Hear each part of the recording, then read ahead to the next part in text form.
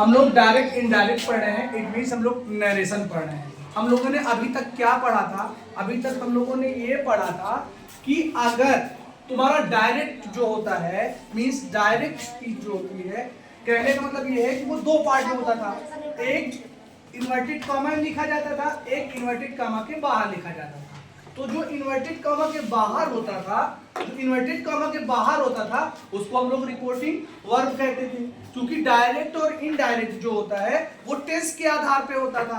तो अभी तक हम लोगों ने क्या पढ़ा? पिछले लेक्चर में ये पढ़ा कि अगर आपका बाहर वाला, इट मींस रिपोर्टिंग वर्ब, अगर प्रेजेंट या फ्यूचर में होता तो अंदर वाले टेंस में कोई चेंज नहीं होता, लेकिन पास्ट टेंस में ये रूल फॉलो नहीं करता। अगर बाहर वाला, it means reporting verb, past tense में है तो हम डायरेक्ट से इनडायरेक्ट बनाते समय अंदर के टेंस में चेंज करते हैं। तो कुछ रूल है जो मैंने लिखा है, जिसको आप लोग देखो।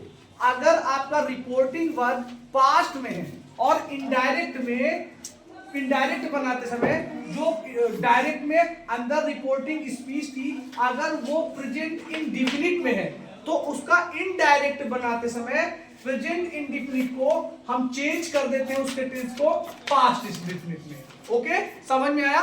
उसके बाद जो प्रेजेंट कंटीन्यूअस होगा उसको चेंज कर देंगे पास्ट में।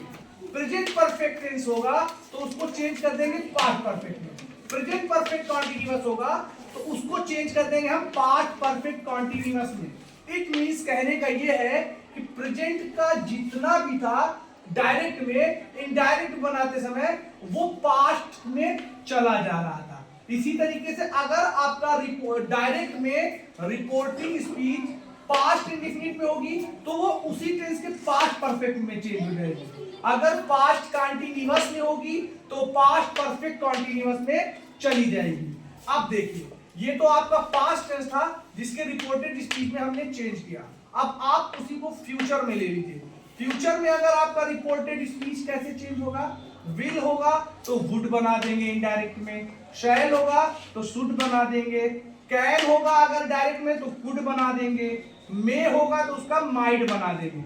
लेकिन एक चीज का ध्यान रखिएगा, अगर डायरेक्ट में ही अगर रिपोर्टिंग स्पीच में कुड, शुड, वुड या माइट आता है तो उसका इनडायरेक्ट बनाते समय कोई भी चेंज हम नहीं करेंगे।